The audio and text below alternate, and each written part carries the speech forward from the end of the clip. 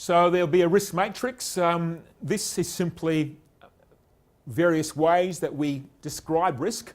You'll see the risk described as a certain risk, likely, possible, unlikely, rare. These are words that international standards adopt to mean degrees of risk. Sometimes it will actually be described like this: a failure event will occur at this site annually or more. So we look at the event and we gauge it in a descriptive fashion. Or we might describe it in a frequency fashion. These particular columns all come out of international standards and best practice guides of how to describe likelihood, because likelihood is the hard one. A cost consequence, we can get the cost fairly easily from our financial modelling on a spreadsheet. But the chance of something happening, the chance, you can't be sure. Risk is always there, depends on opportunity, depends upon the chance.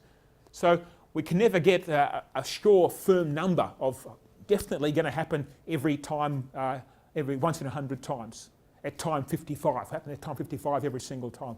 It never is that way. So we describe risk in a rubbery, woolly fashion, around about this sort of frequency.